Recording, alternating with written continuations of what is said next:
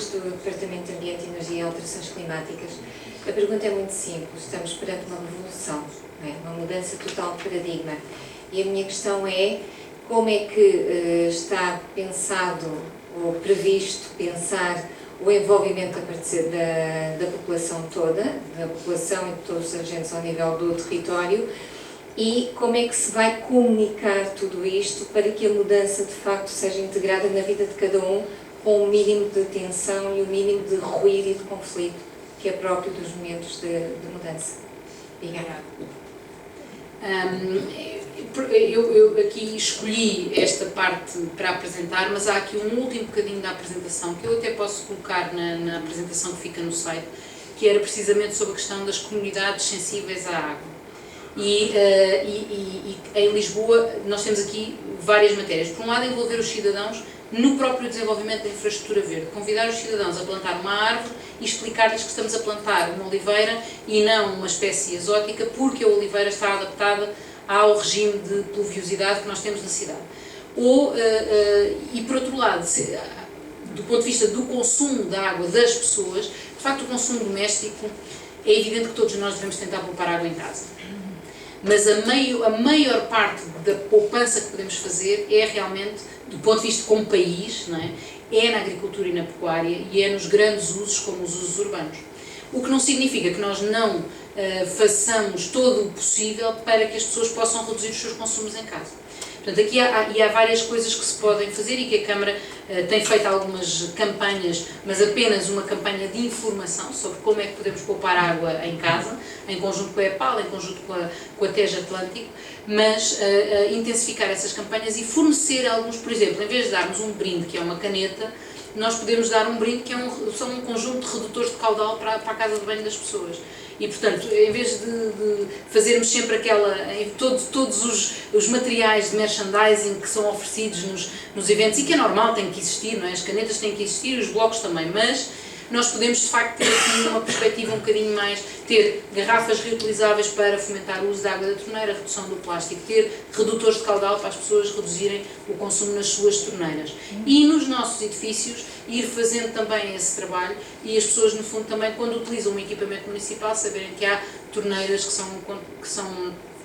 têm sensores para não serem ligadas e não desligadas e, portanto, tudo isso, de facto, pode ser feito. Do ponto de vista daquilo que são as alterações na cidade para poupar água, que tem muito a ver com esta questão da alteração do coberto vegetal e tudo mais, são ações, no fundo, também de sensibilização ambiental que vão sendo desenvolvidas, passa muito pelas escolas, tudo isto tem que ser um trabalho com as crianças que foram quem nos pôs a reciclar e serão quem nos vai ensinar como é que estas coisas se fazem. E, portanto, fazer esse trabalho também de promoção da importância destas alterações na cidade com as crianças. Obrigada. Rui?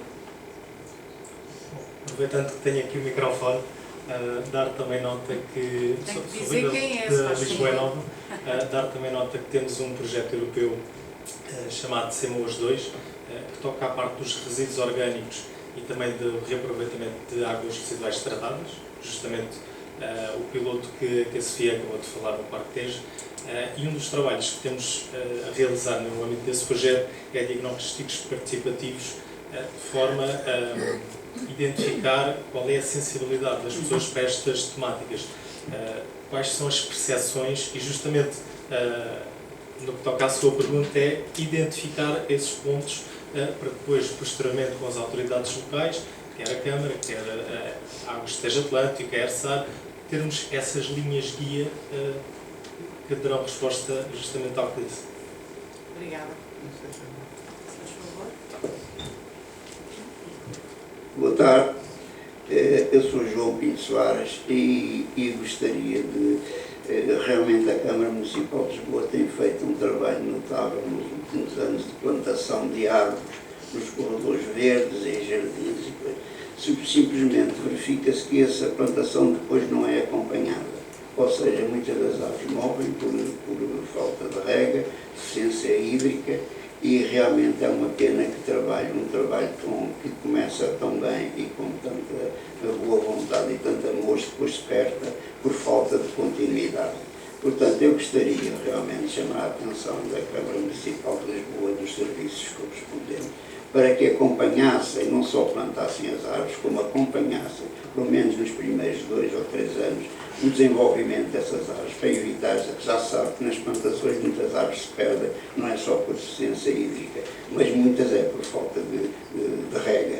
E então seria bom, aconselhável, bom mesmo, que a Câmara se olhasse para esse aspecto e não deixasse morrer as árvores que ela própria plantou e muitas vezes com o apoio das crianças que ajudaram a plantar as árvores e depois as veem morrer e sentem-se tristes e não sabem a razão porque elas morrem. Um outro aspecto também relacionado com a rega é o sistema de regas nos jardins e nos espaços verdes. As regas são estabelecidas, mas depois estão secas, não funcionam. Portanto, estão lá as mangueiras e as estruturas todas espalhadas pelo terreno, mas não funcionam e acaba por ser um prejuízo também para o erário público, porque se gastou dinheiro na construção e não resolvem o problema. Portanto, eu gostaria de chamar a atenção da Câmara Municipal de Lisboa que tivesse mais atenção realmente à manutenção nesse aspecto das árvores que ela própria plantou e que são juvenis e precisam de atenção. Muito obrigado. Obrigada. Está algum colega? Se faz favor. Olá, boa tarde. Sou Luís Chegante, sou engenheiro civil. Queria perguntar parabéns à Sofia pela apresentação. Qual é que é o maior desafio que a Sofia encontra para a persecução e perfeitamente da estratégia de gestão da água em Lisboa? Boa tarde, João Cruz, sou funcionário da Universidade de Lisboa. Não consegui ver um dos slides que passou muito depressa, que é aquele que se referia à rede que vai levar a água das hectares para os consumidores especiais, a água reciclada ou reaproveitada. Gostava, não sei se com o apoio do slide consegue-me explicar essa rede, que zonas da cidade é que vai servir. E há uma coisa sobre a qual eu tenho uma curiosidade grande, que é esses grandes clientes, mais ou menos industriais, dessa água reaproveitada, se vão ter a opção de comprar água potável ou água reciclada, se a água reciclada lhes vai ser vendida a um preço ou vai ser fornecida gratuitamente, ou se vai simplesmente haver uma alteração legislativa que vai forçar esses grandes consumidores para usos como, por exemplo, a lavagem de veículos, só podem comprar água reciclada. Excelentes questões. Então, a primeira questão aqui do nosso amigo Pinto Soares, ele faz esta questão, mas não a coloca só aqui. É uma das pessoas que mais vezes nos alerta para matérias de sustentabilidade, sobretudo na estrutura verde. É uma das pessoas, e eu aqui tenho que fazer esta homenagem porque é devida, é uma das pessoas que sugere sítios onde é necessário plantar árvores, indicando, com um trabalho de andar na rua.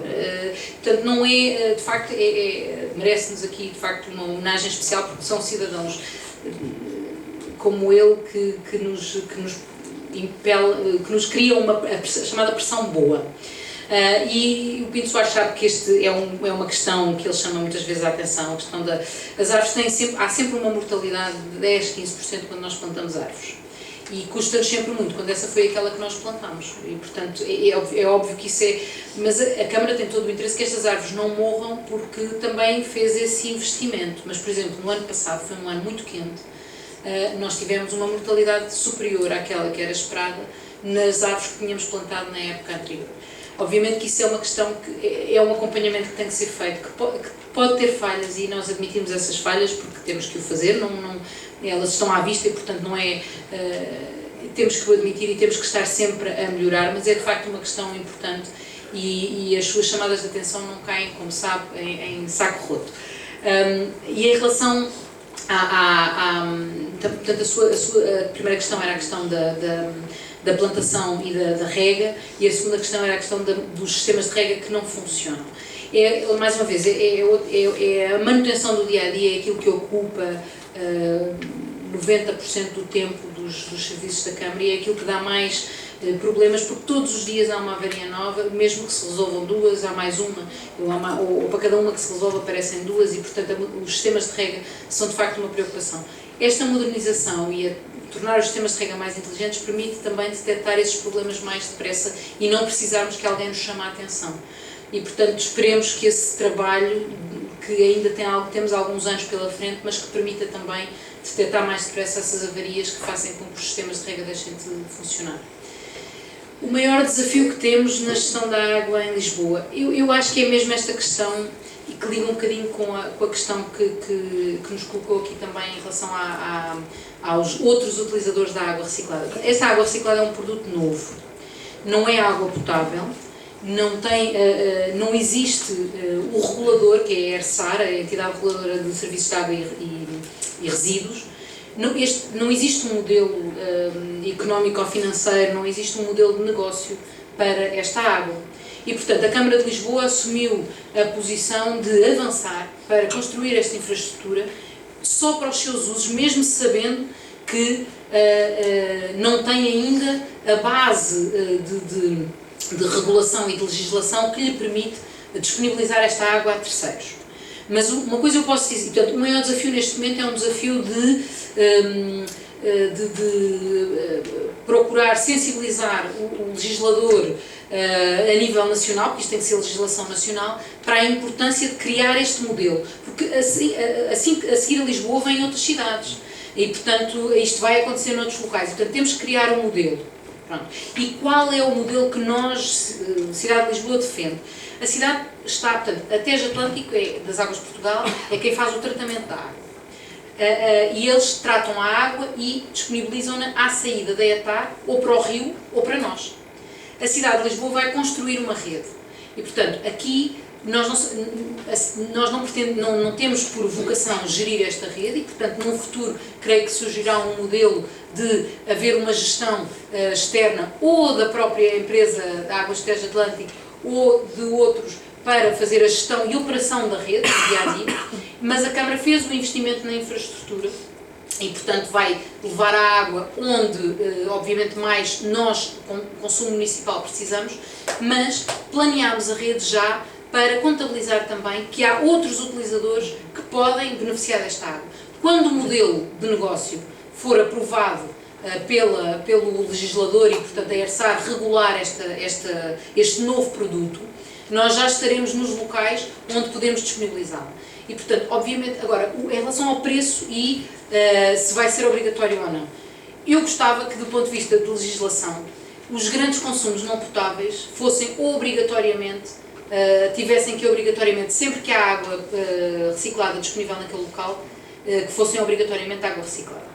Ou então, que havendo água reciclada disponível, a água potável fosse taxada de forma mais elevada quando é usada pelos não potáveis. Essa era uma hipótese. Não é? Em relação ao preço, esta água, nós pagamos na nossa fatura da água o tratamento das águas residuais.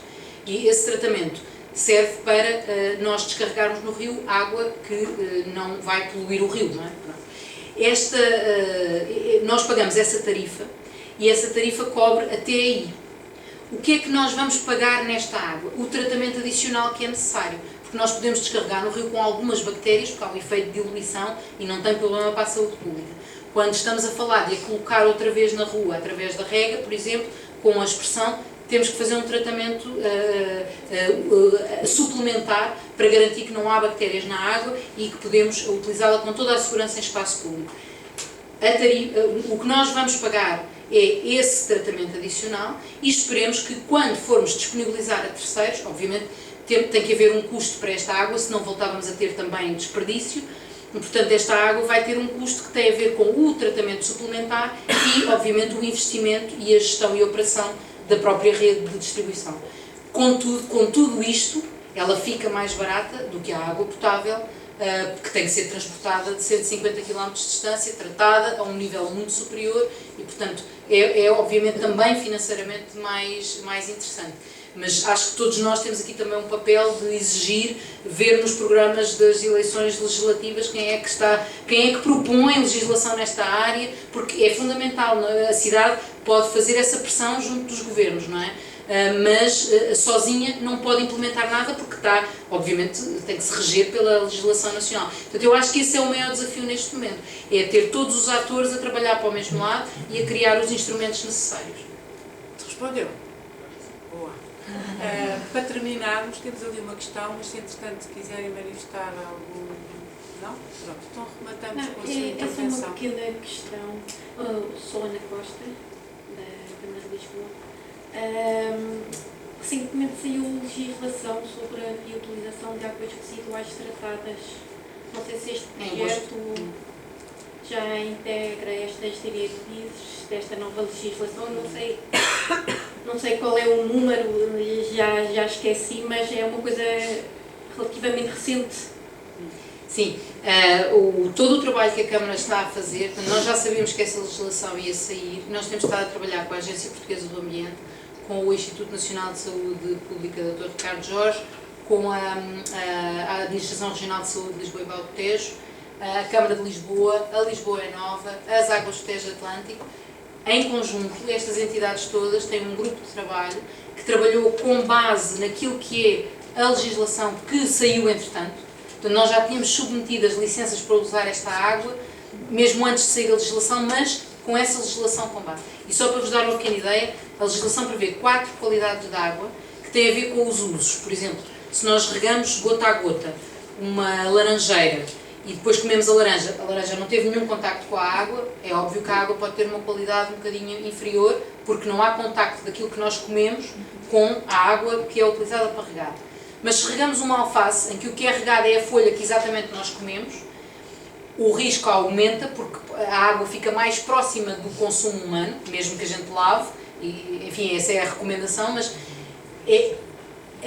as qualidades de água são determinadas assim, de acordo com o tipo de uso, agrícola, sobretudo.